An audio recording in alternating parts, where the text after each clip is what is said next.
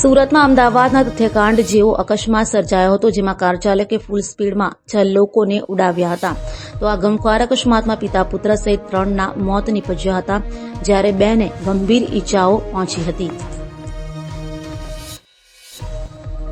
સુરતમાં ગત મોડી રાત્રે 2 વાગ્યા આસપાસ મોટા વરાછા રિંગ રોડ પર ગમખ્વાર અકસ્માત થયો હતો.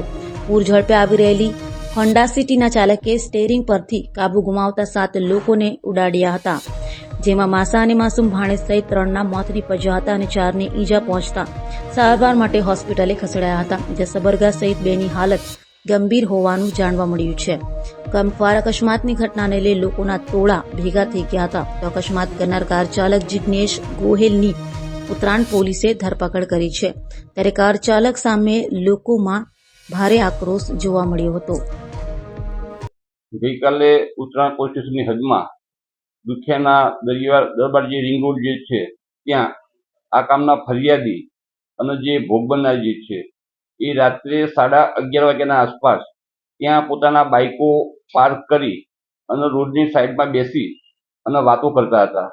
એ વખતે આ જે કાર ચાલક જે છે એ જેનો રજીસ્ટ્રેશન નંબર છે GJ05CD0820 એ કાર ચાલકે પોતાની જે કાર જે છે એ પૂર ઝડપે અને એકદમ બેફિકરાઈથી ચલાવી આ જે લોકો ત્યાં બેઠેલા હતા એ લોકોને ટક્કર મારી અને અકસ્માત કરેલો, જેથી પોલીસને તાત્કાલિક 100 નંબર સુરત પોલીસ કંટ્રોલ મારફતે જાણ થતાં પોલીસની PCR વાન તાત્કાલિક ત્યાં પહોંચી ગયેલી અને આ કારનો જે ચાલક હતો એને તાત્કાલિક પોલીસે ડિટેન કરી લીધેલો. એને ડિટેન કરી તરત જ પોલીસે પહેલું કામ એને ત્યાં એનું મેડિકલ માટે મોકલી આપેલો, એનું બ્લડ સેમ્પલ લેવા માટે કે એ આલ્કોહોલ લીધું છે કે કેમ.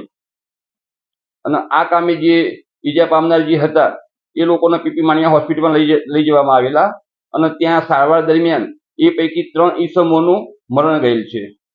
આ ખૂબ જ ગંભીર ઘટના છે ખરેખર એમ. અને અત્યારમાં જે પ્રાથમિક પૂછપરછ જે આરોપીની કરી છે એમાં અત્યારે એનું કહેવું એવું છે કે એ ગઈકાલે સવારે લગભગ 3 વાગે એના કોઈ સંબંધી જે છે એમનો કેન્સર થયેલું હોય અમદાવાદ મૂકવા માટે ગયેલો હતો અને પરત આવતા વખતે ગાડીમાં એકલો હતો અને એ વખતે ત્યાં આ જે બનાવ જે છે બનેલો છે.